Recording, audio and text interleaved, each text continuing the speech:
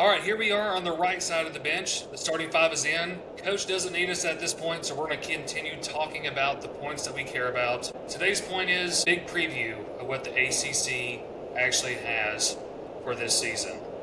So what are some of the chosen ones that we have, kind of what we see as being the chosen ones for the ACC this year? I'm all over Duke and Louisville here. I think, and I probably lean more Louisville than anything. I think the way the schedule brings out, I think the fact that they were very good under a very, very good coach, Pat Kelsey, last year, puts them right in there for to win this. I mean, I don't know that Duke is as good as what people think. There's not a lot of returning there, but I think it's Louisville, then maybe Duke, and then falls off hard after that. I think Louisville being back is the best thing for college basketball right now. Them being out of the loop under Kenny Powers was just sad. It wasn't good for basketball. It wasn't good for the Midwest. It wasn't good for Indiana, Kentucky, Illinois, Ohio, that whole region. Just kind of drug them down a little bit. And let's be honest, Kenny Powers is a legend, right? And he's the most lovable coach that's ever been there. But you got to get him out, right? So the Kelsey era is among us. Kind of ended in disappointment last year, but I'm telling you, I'm excited for this team. You got Mikael Brown, number 6 player in the class, coming in, immediate impact guy. And the guy that I'm most excited about for that team is Frew. 7'5" wingspan. The guy is an international signee. He's going to be absolutely impactful from the second they start the college basketball season. I think Louisville has a legit shot to be a national title contender, Yeah. and you weren't saying that 2 or 3 years ago. No. Even the portal, he didn't do a lot in the portal, but I think the signings Kelsey made were extremely impactful. He bring in McKinley from Virginia, Yep. who's just an absolute dynamite shooter. I forgot about that. Yeah, Great point. pair him with Crownell, who absolutely carried Xavier in their couple of NCAA tournament games. If you count the bubbles of tournament game, that's for debate, different time Yeah. later. Then you add the kid who I'm really excited about, Woolley, out of Kennesaw State. That those three added on to who Stud. they're returning is unreal. And people forgot about Kobe Rogers, who got hurt last year and didn't play at all. The dude was a stud at South Florida. You're adding to this team without really even having to go get it. You did the work last year. This Louisville team is dangerous. We're also missing Khalifa getting cleared. He's eligible. He's gonna play. I mean, the pieces are there, right? I like what you said about Conwell and McNeely. I think those are like 2 bang players right there. You got a lot to be excited about. I got a note here. They can basically go a 4 out, 1 in, or a 5 out, depending on what rotation they're using. And that is just absolutely fantastic basketball. That is fun basketball to watch. And like I said, the ACC needs it. It's been anemic for 2 years now. A lot of that has to do with a team that we're going to talk about here in a little bit, Brad. The University of North Carolina does not being there. I noticed we got a comment on one of our last videos about, hey, they were in a Final Four in a national championship game. You guys need to chill. Well, they've also missed 2 tournaments, and I'm counting last year as a missed tournament. So, yeah, excited, super excited. I want to bring back to what you were talking about. I'm so happy you said Kentucky is Midwest and not Southern. That makes me so happy because anything I can do to create distance between me and Kentucky is. They are not Southern. They couldn't even pick a side during the Civil War. They played it neutral. Like, Yeah, they're flirting with that Mason-Dixon line. They are Midwest through and through. Yeah. Even though we don't like to claim them. Yeah. But I mean, Kelsey, like, people sleep on him as a coach. The dude has won 20 games in 8 of his 13 years coaching and only 1 losing record, and that was his first year at Winthrop. He can absolutely kill it. Of the last 3 or 4 years, he's won 27 or more games each time. Like, it's 27-8 last year. Yeah, in the first year in the ACC, he went 18-2. I know the ACC was garbage from like mid 3/4 of the way down, but not going on the road and figuring that out. I mean, there's a lot of teams that couldn't do that had experience, talent, and coaching, like North Carolina. They're going to need a coach very soon. But let me say this about Pat Kelsey. I love him. I love him so much. He's great. I hope that he does it. I hope that he can make it happen. And after last year, I feel like you can't be but confident right now if I'm a Louisville fan. You've got to be excited. I mean, I equate this. No, that's not even fair. I was about to equate it to when Bruce Bruce Pearl for Tennessee when he really elevated things. Yep. Like that excitement where it's not been there. Louisville is, I think, Louisville's a basketball school through and through. It has been forever. They should be in the blue blood conversation. And I know we talked about last episode about one of those, about those terms that get on our nerves. The blue blood conversation, I feel like needs to be a living document. It doesn't need to be this elite, this fraternity of schools. Yeah, I think you boot Indiana from there and you put UConn in, but yeah, blue bloods. You boot UCLA too. They haven't been worth anything in a while. So. Yeah, I mean Louisville's got that KFC money, baby, and Papa John's. They absolutely do. Yeah, and you know what the fun? It's the KFC Yum brand. Yeah, right. You know what the really fun part about all this is? Is that next year after Louisville trounces all the teams that we love and they have a really good year, we get to go back to hating them, which is where I was 4 or 5 years ago, hated Louisville. But now they're the fun, hey, they're back, and it's great. It is better for ball though. It's better for basketball when Louisville's good. Louisville's a fun city. They need to be good again. They need to be good. So in the ACC space, who has got that kind of pretender syndrome, like that there's a lot of hype, but maybe they're just kind of posing, but not necessarily carrying a lot of weight. Is there anything like that out there for you all? Before we get there, I still think we need to talk about Duke, and then we also need to talk about NC State, because if we're talking about Louisville and we're hyping them up, right? But if you wanna be the king, you have to kill the king, right? 100%. And that crown is still on Duke. And I'm telling you, like what Jake said earlier, they're not. We don't know, right? Because it's basically a new roster. But I mean, you got the boozers, right? Camden. Camden and Caden. Yep. Cameron. He's going to start right away. Caden probably going to come off the bench. But I mean, those two are exciting by themselves. You got Foster, Evans, and Sarr. All three of those guys, immediate impact players. And then, I can't say his last name, so I'm just going to call him Patrick. Ngomba.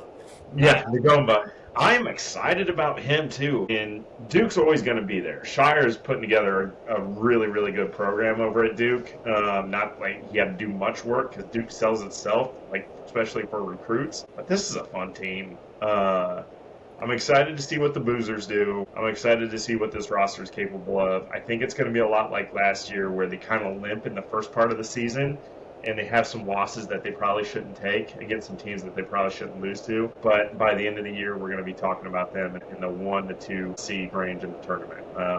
I think they're a guaranteed lock. Yeah, I'll be shocked if they're not a 1. People don't want to admit it, but Shire might be in the upper echelon of coaches. You look at what he's doing. Shire didn't have to build a program, but he put a lot of legwork in getting Duke to where it was. He was the head recruiter for a long time there. He didn't recruit flag. I mean, he got flagged. That wasn't Coach K. Yeah, well, I mean, he brought in Paolo, and every year he makes it one step farther. Tennessee knocks him out in the Sweet 16, comes back, goes to the Elite 8, gets knocked out in the Elite 8. I forget, was it Houston? No. Houston knocked out on the 4. I can't remember. But anyway, gets knocked out in the 8, comes back, goes to the 4. Every year is just a step farther, and he's turned that roster over. This year, I don't know that the returners are as good. Foster and Evans, who knows? They can give you great things, and then also they could absolutely be crap. Malik Brown's nothing on offense, but he could turn the game on its head defensively. And Ngomba, people forget, he was a very highly rated recruit, especially offensively. He's a stud. You had Sarr, who I think was an amazing get. But the freshman everybody's talking about is Cameron Boozer, and rightfully so. I mean, he's a great player, 6'8", has a dad with a great last name that has an incredible history in the NBA. But I like Nicholas. I can't say his last name. That dude is set up to be the next hated white guy in Duke. I mean, he's 6'8", can absolutely stroke the 3 ball, but he's an exceptional passer. That's my favorite part of this game. The dude is high IQ, sees the floor so incredibly well, and absolutely plays the game. He's just a lot of fun and almost can't do his name. Not Luke Kennard. Who's the last white guy that just got drafted? Shooter. Con Knipple. There we go. Thank you. Everybody kind of fell asleep on him because all the hype was around Flag. I think the same thing's kind of happening here. People aren't seeing this guy, seeing him coming. He's going to all of a sudden just be a stud. Yeah, he's going to be there, and people are going to know it. No. I think I wanted. I wasn't crazy about the John Shire hire. That plays. The John Shire hire. Yeah. That's tough. Yeah. You should have Jake pronounce that. No, let's not do that. Can't wait for Big Ten. It's almost a European league now. Yeah, for real. But I definitely have a lot more interest in what he's doing. I'm gonna eat it. I didn't think he was gonna pan out. I thought he was gonna be kind of like Hubert, but I was dead wrong. He's doing it every year. Like he's a bad performance away with NC State from 2 Final Fours back to back. I mean, with untested rosters, the guy's it. I think he's a year or two away from a national championship. It's not going to be this year because Purdue's going to do it in Indianapolis. But yeah, he's there. He's the right guy. Yeah. I definitely think he is. I hate to admit that, but I believe that's true. And he's done quite a bit, obviously, with what he has and what he's had. But he also had Cooper Flag, so we'll see what happens this year. I think this is a big test, but we're going to find out very early. Yeah. In my opinion, I think we're going to see they're going to come out hot because I think they're going to be going hard in the paint. I think it's going to take them a little bit of time to gel, but I'm with you. It's going to be a hot team by the end of the year. Everybody's going to know where Duke stands. Yeah, I think this team seems to be. I think this team's going to be a little bit more clip worthy. Yeah. Does that make sense? Like I feel like they're going to be more. It's going to be more flashy. It's not going to be. No offense to my Spurs, who I love, but it's not going to be one of those just like the hardcore fundamentals. I think there's a little bit of flash. I mean, I think for students at Duke, I think this has got to be super exciting. I think it's going to be a lot more action. Mm-hmm. But I know I like Duke. I think I've been a fan of theirs for a while. Kind of fallen away because the roster turnover, but it's harder to root for teams. You have to relearn everybody on the roster every year. NC State is set up. I think they're a little more on the opposite lower side than I think you all. They're definitely in that pretender realm, maybe even the bubble-ish. For me, like Will Wade, great coach, not knocking that. Definitely a better coach than Human. The schedule breaks favorable. He only has to really go to Louisville. That's really the only big thing. He gets his double-ups are Wake and Virginia. Neither of those are real powerhouses right now. And then he gets to host Duke and UNC. That works out well. I mean, he's bringing in the talent. He always will. He's a great coach. He can do a lot with a little. I just don't think they're quite there yet. I think the hype train is getting a little too out in front of itself here. Look, I'm driving that hype train. I've got them on the border of contenders. They're definitely a tournament team in my eyes. And I'm going to tell you why. Because Will Wade is a tournament coach. The guy gets bad teams into tournaments. This is not a bad team. You got Trey Holloman, a Michigan State transfer. A floor general guy you put in, he's gonna run the game, right? So we got that. You got McNeil who's coming back. Meh, right? Who I'm excited about? Arcano from Houston. You got Darion Williams from Texas Tech, and then you got Lubin from North Carolina. I'm excited about this team. I tell you what, the one thing I'm worried about is I think they're going to have a clunky offense. I don't think they're going to be able to throw punches and bunches here. But they're going to have that defense that's going to give teams like Louisville, like UNC, like Duke fits because they're not going to be able to run what they want to run. They've kind of got that like hard-nosed Southern West. Downhill. Yeah. They got that punchy-in-the-mouth style with these players. I mean, like Arcano and Williams, those two guys right there, those are fun players. And I'm a big rock fight guy, right? I kind of like that style. Like it's more of a tug of war than it is, like let's see how quickly we can score before the shot clock gets under 20. Stuff like that. how Purdue's been for the last several years, right? They score quick. They play a lot of half court, though.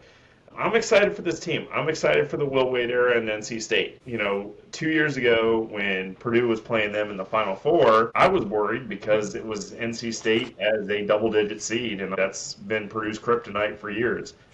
It's a completely different era of basketball. If Will Wade was coaching this team in the Final Four against Purdue, I'd be a little worried.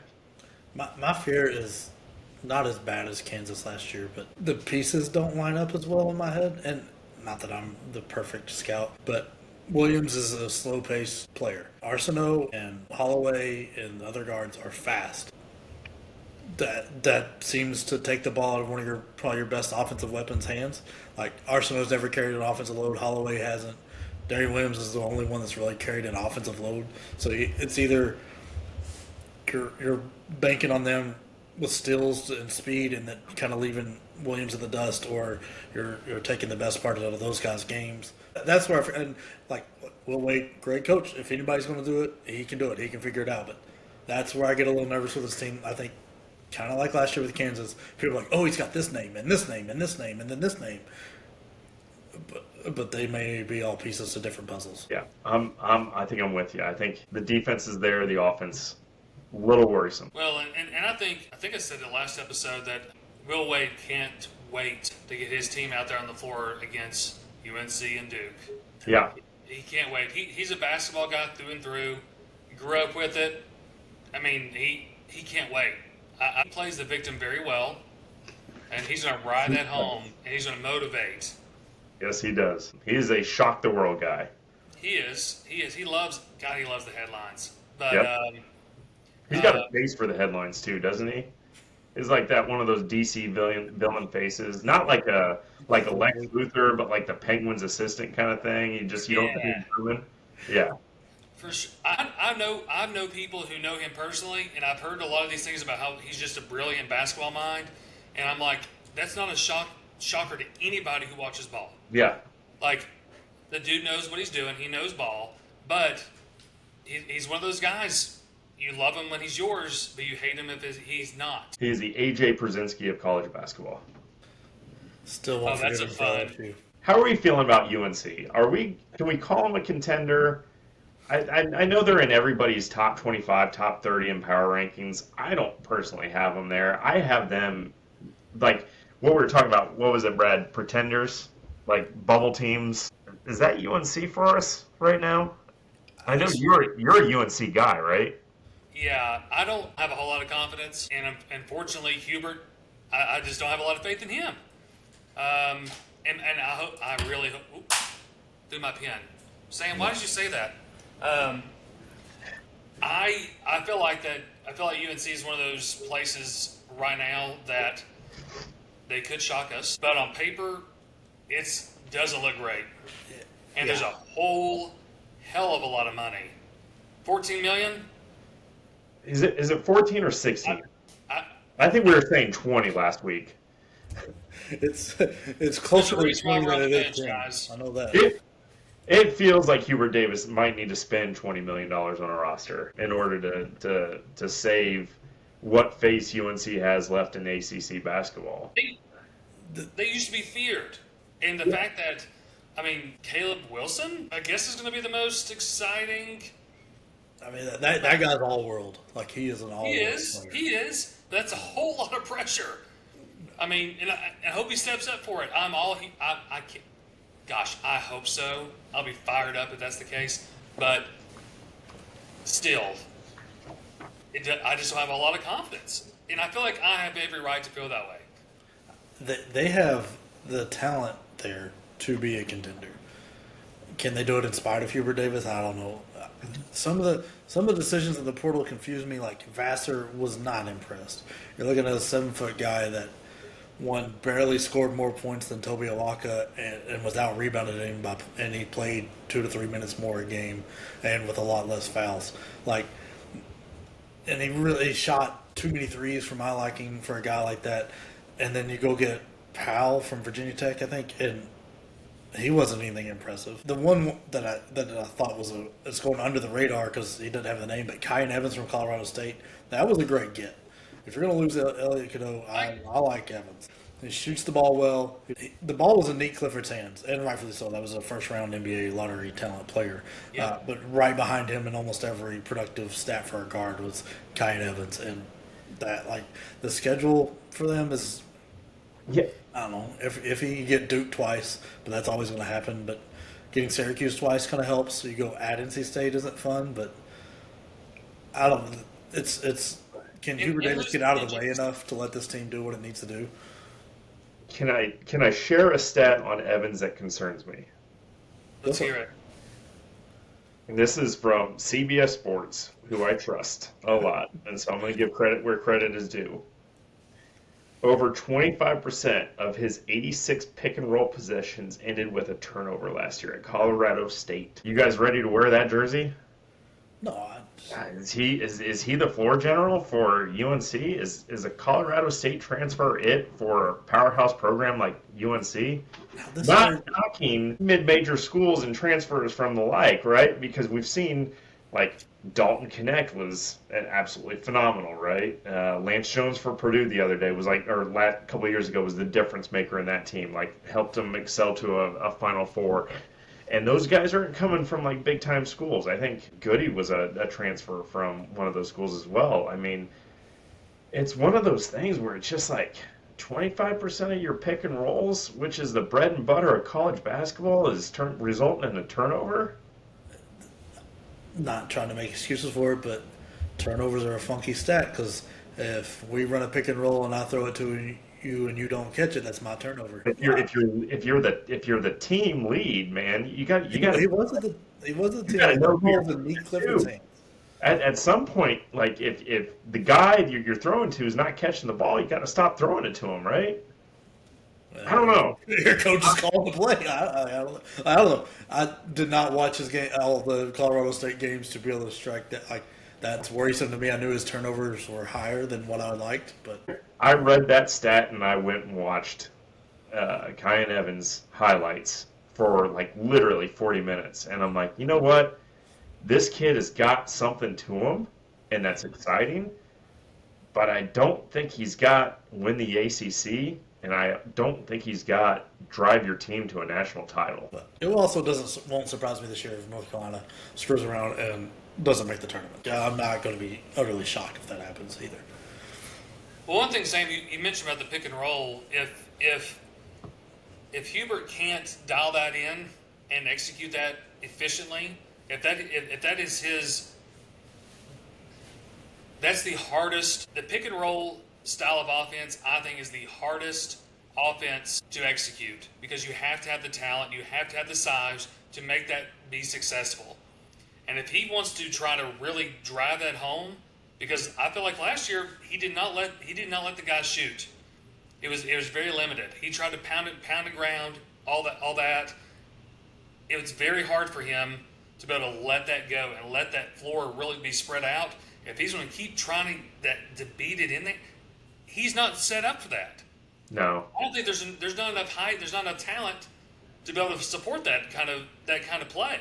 right. I don't know that he's capable of much outside of that.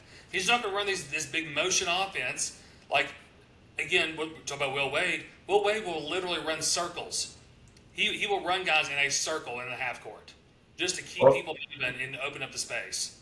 With when they play Will Wade's NC State, be ready to watch triple switches because if there's one thing Will Wade does is he switches, and those guys are going to switch like crazy. I don't think a pick and roll, a drop coverage. I don't think you're going to see any of that stuff against the Will Wade NC State. Now, 4 months from now, when this is all underway and we're a quarter of the way into the season, and I'm wrong, I will happily come back up in here and say, yeah, well, that didn't pan out the way I thought it would. And if Kyan Evans comes out and leads North Carolina to a 10-1 start, I'll buy his jersey. I'll wear it on this podcast. I'll happily do that. You better be right because you're going to be wearing a lot of jerseys. I was about to say, I'm wearing a different jersey on each episode here right now. I'm rocking USA in honor of our boys overseas right now because the FIBA under-19s, there's been some drama.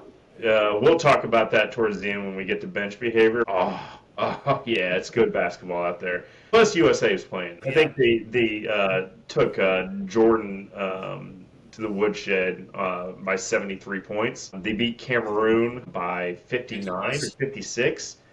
The same Cameroon team that my boy Omer Meyer struggled with the other day, but we'll touch on that later. Back to ACC pretenders. Yeah, I mean, That's all I've got for pretenders. What about Miami? Hold on. paper doesn't look great. First year Jay Lucas era, steals one of the best recruits from Duke. That's because he was doing all the recruiting for Duke. Like that didn't shock me. Because he was hitting that guy while Duke was still playing. Because he left right after the ACC tournament. So Shire was working Like through very the quick, NCAA right? tournament on a Final Four run, and Jay Lucas is on this guy's phone. Still a top 25 guy.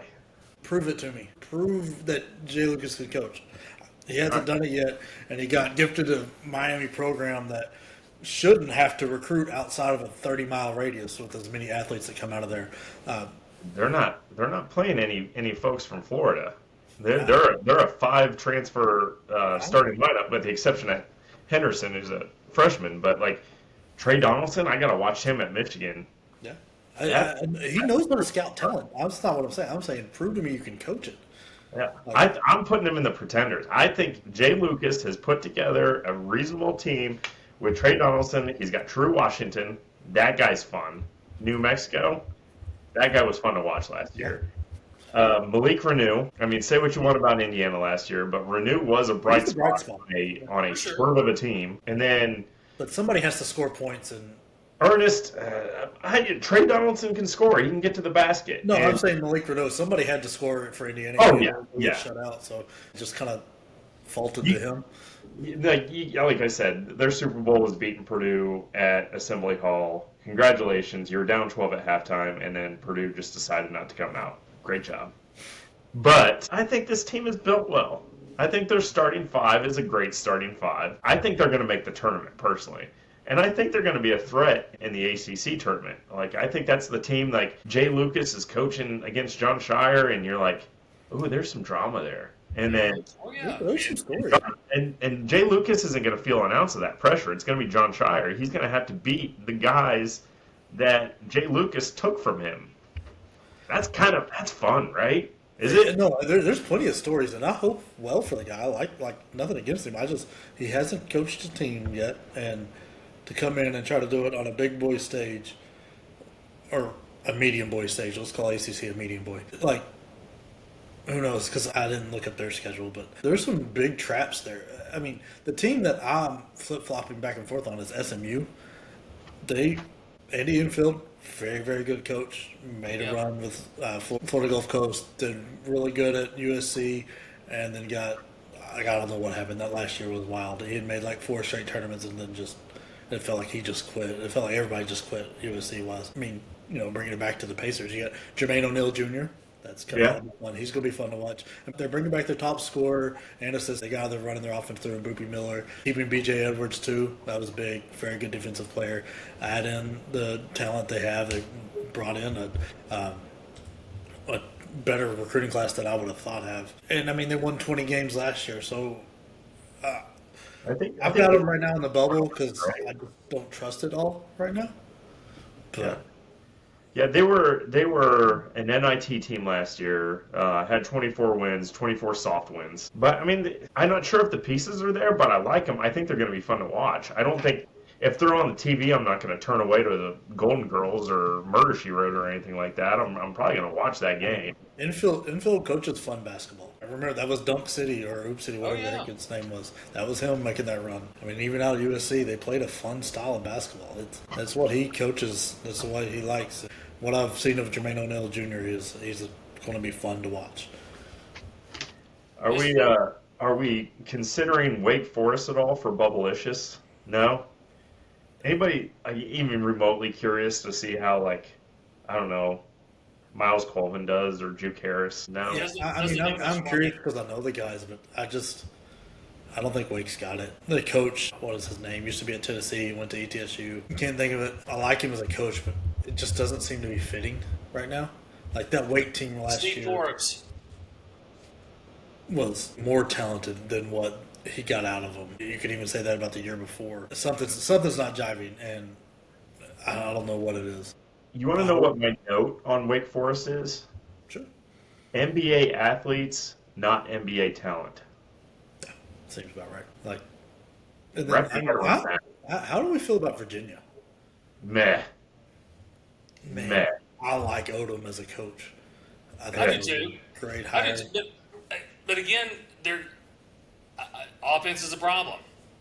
Yeah, the kid he brought in from UC Irvine, I think, is going to be Tillis is going to be all right. a breakout guy. Like, I mean, he's 6'8", big guy.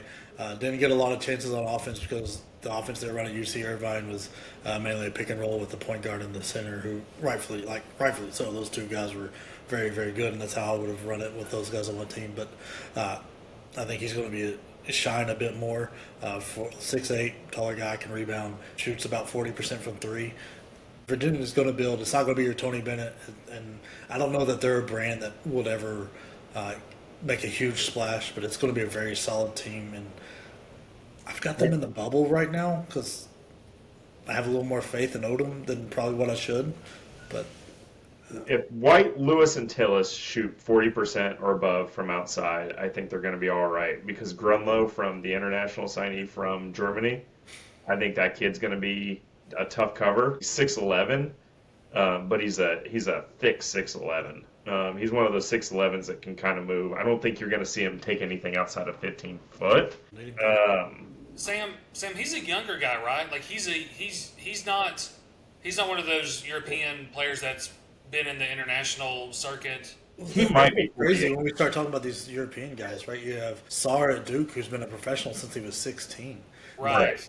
But I feel like this guy's young. I feel like I read that. I may be completely wrong, but well, I mean, they've got to be 18 to come over here. I just know big international signee. Yeah. Like, because a lot of those guys have been professional and their stats don't look great if you look at, like, just the normal counting stats. But when you start running them out, like, per minute, like, there was a couple years, Sarr was at, like, if you ran him out to 36 per 36, he was averaging, like, 40 points a game. Yeah, something crazy. Like, and I haven't looked at the big guy for Virginia that they were talking about. But check out Grunlow. That's where. It sounds like Sam's stats from high school. Yeah, pretty awful. 40 points a game? Yeah, 40. That was me. Yeah. Yeah. It was more like 40 elbows to unsuspecting victims per game. Oh, that's right. Sorry. Let me erase that. That was get me back on the bench. Yeah. Notre Dame. How are we feeling about Notre Dame? Never heard of her. As much as I love the point guard there, can't remember his name, Lord. There's Burton and there's Shrewsbury. Not Shrewsbury, Marcus Burton. And I Carlton. like Shrewsbury a lot too, but losing Tay Davis was a dagger. And there's not replacing that. Shrewsbury's a good coach. I just don't think the talent's coming in yet. They struggled last year. They struggled the year before. I don't know how Mike Bray did it at Notre Dame, because he seemed to always find, hey, here's a bunch of junk players. Let's put them in this lineup, and what do you know? We're in the tournament. We're winning a game, or we're winning the ACC tournament when we should. Like, don't know how he did it. Shrewsbury's got to start calling him to figure out how he found the players, because maybe he needs to just start concentrating on Catholic schools, because that seems to work for the football team. Here's my note on Notre Dame. I really like the recruit of Jalen Harrelson. Yeah. My note is I want them to be better. Shrews deserves success. He should have stayed at Penn State. It's like, I remember watching Harrelson. I live here close in Indianapolis to the Southport High School where I could walk to it. Both those guys, Burton and him, were playing. Burton was incredible. It was one of the most fun things I've watched. I think his team down 23-1 at the first quarter. He takes over, they win by 15. Just an absolute insane run he went on. Harrison was playing there like the big game of the night. Talented, super talented, but looked like he did not want to work. And that's what worries me. I'm a 15, 16-year-old kid. I didn't want to work either. It's totally fine. Very well could have grown into it. Last I got to sit and watch him play, that was it. And if that hasn't changed, he's no longer going to be the best athlete on the floor. He's going to be like second tier or whatever. Like so he's going to have to put in the work to get good. And I mean, the talent's there. So hopefully Shrewsbury can get it out of him. Shrews is a player's coach. He was loved at Purdue. He was loved at Penn State. I really hope he's loved at Notre Dame. He's had some rough press conferences that just like he just kind of going off the rails. Be like, dude, hey, win some games, and these people will stop talking to you like this. But I want better for him. I really do. Was he with Brad Stevens at some point? He was with Painter at Purdue for a couple years before he meandered his way to Penn State. I don't know where he came from before Purdue, because when he got to Purdue, like he was like the guy that the players loved. Yeah. I mean, hell, when they played Penn State, like before the game, they were dabbing it up with Shrews on the sideline when he was coaching them. I mean, it was there was absolutely no love lost there. I mean, those guys genuinely love that coach. So he did. And okay, wait a minute. Yeah. So he was from 07 to 11 with Butler, 11 to 13 with Purdue, and then 13 through 19 with the Celtics as an assistant. And then back to Purdue for 19 to 21, Yep. Penn State 21 and 23, and then 23 to currently with Notre Dame. Yeah, he was a big part of that Purdue turnaround. Like the 2020 through right now turnaround that we've seen from Purdue, a lot of that was driven by some of the stuff that Shrews was doing. A really good coaching system with a good recruiting, kind of like divvies it up amongst his players, and he knows what he wants. But Shrews was a big part of that. Man, if he could have kept Davis, we're talking about a different story here. Mm-hmm. But Yep. not that like one player makes a team, but man, when you go from him to whoever you're filling the spot with, it's a big drop off. But I mean, the rest of the ACC is such trash, man. It's Florida State hiring a guy that's. Oh my gosh! I don't understand that hire. He's never coached really before. He's been a player development coach. That's wild. Georgia Tech, Stanford, Boston College. Stick to hockey, Boston College, Yeah. Georgia Tech. I believe in Stoudemire. I really do. Another guy I want to win. I think they'll give teams problems. Georgia Tech. I think they'll give teams problems, but it's not there. I mean, I feel like Georgia Tech's gonna be that team that's gonna they may like make you. They may be winning at halftime, but then they're in the losing. They're the same colors. They remind me so much of Vanderbilt in the SEC. Yes, 100%. They're in games they shouldn't be and getting blown out in most of the other ones. Yep. But there's nothing left. Clemson is always one that I always put in the bubble because Brownell's a decent coach, but he'll win some games at home he has no business winning, and then he'll drop ones on the road that they have no business dropping. That's just what he always does. It doesn't matter if you put the NBA All-Star team on his team, he will find a way to do that, both those things, and they'll grab a seat in the tournament maybe this year and be out quickly too. Clemson came in last year as a 5 seed against a very hyped up McNeese team with their ore farming and all that stuff. Again, coached by Will Wade, right? So Clemson's not getting very far away from their nemesis. And those kids look scared. I mean, from jump, they got walked out of that gym in the first half, and they started making a comeback in the second, but it was too little too late, right? They got 4 transfers starting for their team next year. This is not the same 5 scared kids. I think they're going to be fun. I think they're going to be frisky. That tournament team, maybe. Maybe. I feel like you can have the same analysis of every Clemson team that Brunell's ever coached. Right. And this one got a little weird because he was also in that Indiana talk because he's an Indiana guy. Right. For a bit. And so I wonder how much that played into like what's going on. I don't know. It's just... You guys got a homegrown player there with Porter from Middle Tennessee, though. That's going to be fun for you guys to watch, right? Yeah, I mean, he's been a blast at MTSU, but... Mm-hmm. Yeah, he's going to be fun to watch. Yeah, I just don't know how much it's going to translate up a level. Like, MTSU is not great basketball, nor has it really ever been. And the American is limping around as a conference. Yeah, MTSU is the gateway to Tennessee and Vanderbilt. But any closing comments? Any straight to the CBI candidates here for the ACC? Everybody that we Is haven't anybody really make that mentioned. happen? Can you relegate teams in college basketball? Because there's a handful on like your Stanfords, your Boston Colleges. Just relegate them. Just get them down to D2. Hell, Stanford's got a projected starter that's a D2 transfer. Not knocking any kid that moves up, but if you're starting a kid that's coming from D2, is it, man, maybe reevaluate your program. I don't. I hope, and again, I'll buy his jersey. If that kid comes out and is a National Player of the Year candidate, you guys We're on like 7 jerseys. If he goes over the world, he's going to have a jersey. Jeremy Dent Smith. Just remember that. JDS. Well, I'm sure I'll have to custom make that one. I hope the kid does great, though. Again, for the ACC's sake, it's very top heavy. We're talking about a Titanic hitting an iceberg, right? The ass end is going to weigh you down in this conference.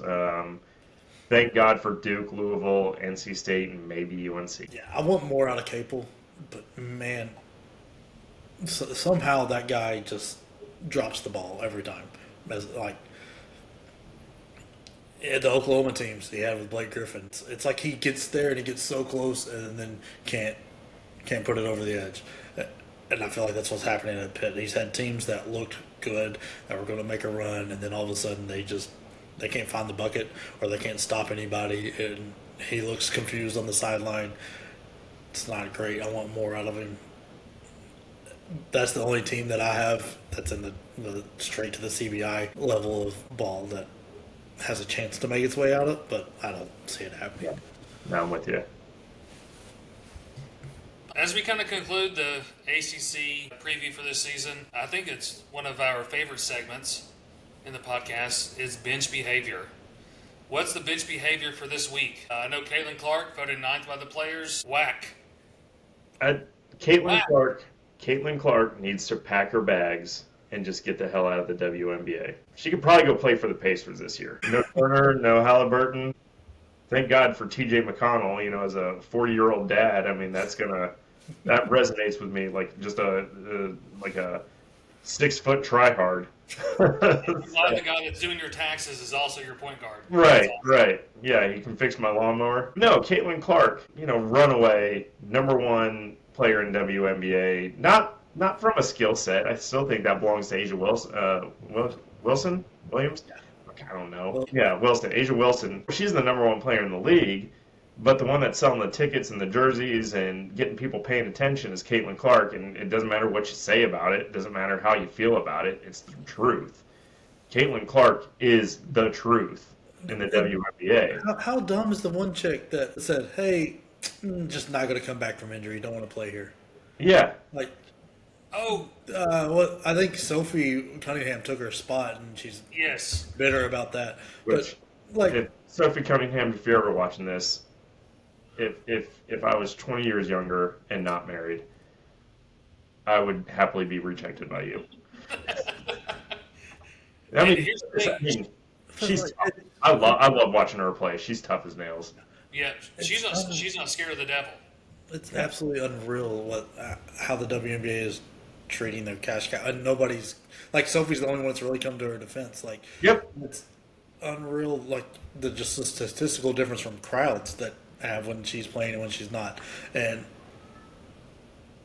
whether you think she's the 9th best player or not, sometimes you're like, hey, thank you for the pay raise. Here's a couple extra. Thanks for the attention. Thanks for the sponsorships. Thanks for the chartered flights. Yeah. The list goes on. And then she's catching heat for how she celebrated the Commissioner's Cup, which didn't know that was a thing until yesterday. But then I also found out they get paid more for winning that than they do for winning the NBA Finals. So No, what? I wouldn't be trying for the NBA Finals, the one I would want. And she's out there shotgun. It looks like a high noon. Now it could be White Claw. I don't know. And then people want to get mad at her for that. I was like, man, let the girl just. They get mad at her for existing, dude. And that's why I say this as my bench behavior, get the hell out of there. Girl, you're going to make more money doing whatever the hell it is you want to do. Hell, shoot baskets for State Farm. I know State Farm's going through it right now in Congress, but just keep making commercials for them because that's smoke and mirrors. Look at Caitlin Clark doing this. Don't watch State Farm doing that. From the logo. I'd buy State Farm for Caitlin Clark. I mean, hell, I mean she's selling me. I mean, I've tuned into 5 WNBA games this year, and it's 5 games she's played in, and they've all been kind of fun to watch because she'll pull up at half court, and whether she makes it or not, it's at least exciting to watch. And the better part to watch is everybody reacting to her on the court, because you have 4 women on her team that kind of like her. Sophie Cunningham defends her, and then you have 5 players on the floor, and then like 6 players on the bench that hate her guts. And there is not a damn thing. It's almost like watching like 80s Larry Bird. It's like Caitlin Clark is the reincarnation of a very much alive Larry Bird in the WNBA. It's bad business. It's Yeah. bad business to consistently go against the leader of your franchise, a leader of your company. She's the face of it. I know we've said this before, but still, this just proves that this is still a problem. Yeah. Like, I don't understand these girls. I mean, girls, guys, I don't care. This is money that you are removing from your pocket. Yep. Congratulations, WNBA. You will continue to lose $11 million a year. Yep. I mean, how do you expect to get season ticket holders Indiana's got them. when she plays? Yeah. Because when she doesn't play, they're $3 a piece. But Does anybody buy tickets to watch Angel Reese get me bounds? I think she trademarked that. She's trying to. One of My the best God. things in the world I've seen is they came out and there was celebration posts everywhere of her and her first 100% shooting night, and she went 1 for 1. Like, come on! I think she had 12 points. How many misses were fouls? I don't know, but it was 1 for 1. Yeah. Oh my Congrats. gosh! Congrats. Come on. Nobody cares. Nobody cares. The people are watching the game because of Caitlin Clark. You voted her the 9th. Congratulations. You just proved how stupid you are. Keep making your $70,000, $80,000 a year and complain about the equity that the NBA minimum league salary is more than you'll ever see in a lifetime. Congratulations. You're doing it to yourself. It's pretty sad, honestly. I mean, one thing I want to say about this, and then we can move on to the next portion, but, Jake and I we grew up in Knoxville, Tennessee, and so we were raised differently in the fact that women's basketball holds a different weight than most people in the country. Yeah. So there's a certain sensitivity to the game that Pat Summitt created. And she created a hell of a game. It was fun to watch when Pat Summitt was coaching. Yes. Oh, awesome! The UConn Lady Vols rivalry during that time, unbelievable, unbelievable. That was like pure cinema. They were bringing in more tickets than the men's team a lot of the years. Yeah. Hell, they were playing the men's team for their practices, weren't they, Jay? Well, yeah, they'd always bring in the top high school kids around, and that was the practice. Yeah. And so to see, there's been a glimpse of the women's game actually being elevated, and I'm like, here it is. I'm like, it's about to take off, but internally they're trying to tear it down. Yep. Trying to implode it. Yep. Because I just don't know where that comment. I'm not saying they should compete. They should guard. I'm not saying they should let Caitlin Clark score. I'm not saying that they should have her a free pass, but don't knock her ass out. Let me give you guys a history lesson. The NBA was dying. Bird and Magic came in. They saved it because the NBA needed Bird and Magic. Sure. Then you had the middling 80s and the dynasties, and everybody was kind of getting some fatigue. In comes the Rowdy Pistons, and everybody's like, well, what's going on with basketball? Look at these people just beating the hell out of folks. And then along comes Michael Jordan. Michael Jordan, again, saves the NBA. Why? Because the NBA needed it. Then here comes Kobe Bryant, and Kobe Bryant comes in and makes the NBA exciting again. And why? Because the NBA needed it. And then you got LeBron, you got Steph, you got some of these new talents that are coming in that hopefully pan out because the NBA needed it. Yep. Here is what the WNBA needs, and the only thing that they know how to do is try to keep it down because they know nothing else but to shoot themselves in their own foot. It's discouraging for the game. It's discouraging for women's sports. Um, Say what you want about Caitlin Clark, about how good she is or how bad you think she is for the game. She is saving the WNBA single-handedly, and they are ruining it. I mean, that like you were pointing out, like when you had uh, Bird and Magic come in, you know what everybody else did? Like they played them hard and Yeah. they beat on them and like Yeah. or whatever. But Wasn't shit else they could when, do. when they asked about him, like, yeah, that guy's great. Like, Yeah. you know, they built him up outside of it. Or like with Jordan, I mean, the Pistons were hard on him, and like, I mean, they had the Jordan rules they brought in, and whether you like that or not, it's a They different did. story. But Changed the game. nobody there was saying, "Ah, this Jordan guy, he's terrible. Let's tear him down as much as he can." No, they did that because he was so good, and that was the only way to stop him. Yep. Even like and you know, like you use the stars, like you know, like a was it rising tide lifts all boats, like. Yep. You know, you just and that's kind of what Sophie's done. Is like, hey, Yeah. I can make some extra cash here just by hanging around and doing what I got to do. And Yeah, Sam, you want to take one shot at her, you're going to get three from me. yeah. And then, but Asia Wilson, I still feel like I mean, She's an incredible player. She's incredible in South Carolina. Like, unreal. post players have a very hard time breaking out unless you are Shaq or Mm-hmm. doing something absolutely incredible like Jokic. Like it's hard because most of your buckets are trash buckets where Booty where ball. people hanging around you and you can't really see what happened, and then you lay it up against the glass or you dunk it, and like it's not flashy on a fast break because you look awkward like a deer running like on two legs. It's not making ESPN. Yeah, it's just not pretty basketball, but like guards have that ability where you're shooting from 90 feet away and it's going in, and or you're fast on a fast break and you get to do something special by yourself. So that's why guards typically make your superstars, and like you can watch them more, and that's what typically happens. So they finally got that in Caitlin Clark. Like I mean, Taurasi was good, but I don't. She didn't have the gravitas that Caitlin has, and they just don't know how to handle it. God, I can't stand Diane Taurasi. Good Lord. I mean, Paige Reeves I might was- be I a was- good counterpart, but they won't let that breathe either. No. Well, and to be fair, I was raised to not like Diane Taurasi. I respect her game, and she had a great career, one of the best ever. Yeah. She tore our ass up more times than Yeah. golly. Could do Those it. were some. That was great basketball. I mean, unbelievable.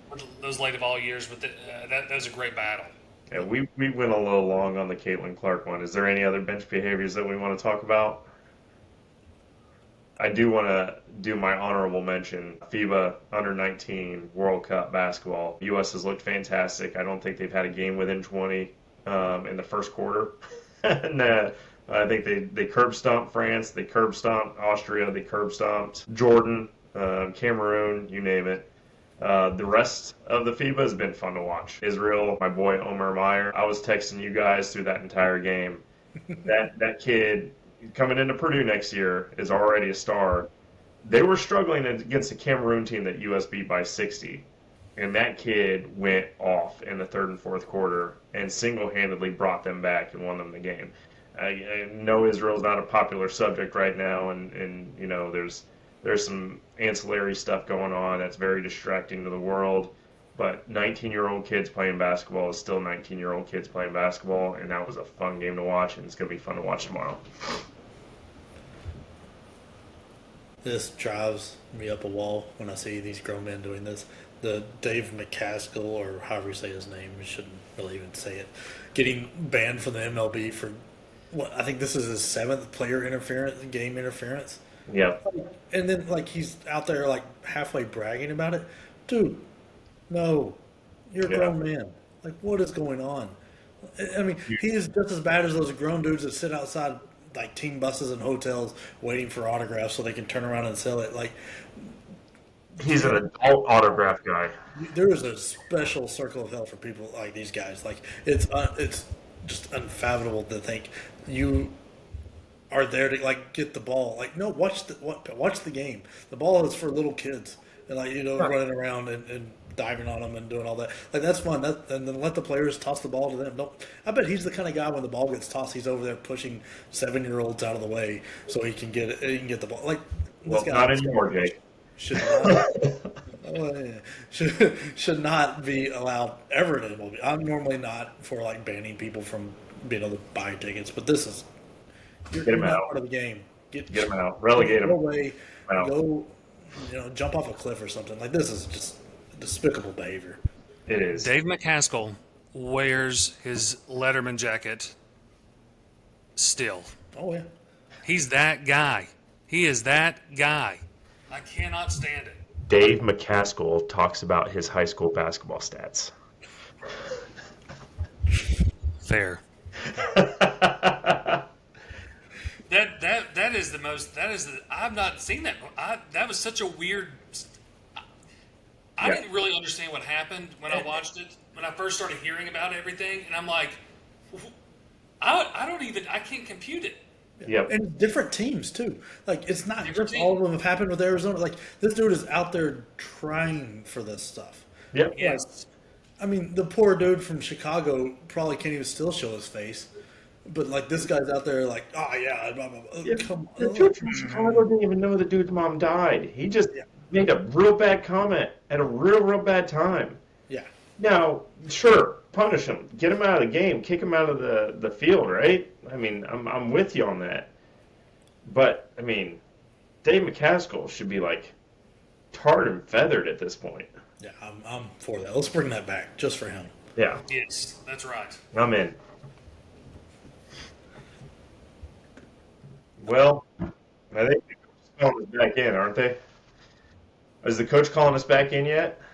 I think this game got a little too tight and getting waved back to the bench. We gotta get the starters back in because we've carried on. Time to put the warm ups back on and go USA. And if you made it this far, you're already part of the bench mob. So hit that like button, drop a comment, and subscribe for more chaos. Bench Points is on YouTube, Spotify, and wherever you pretend to know ball.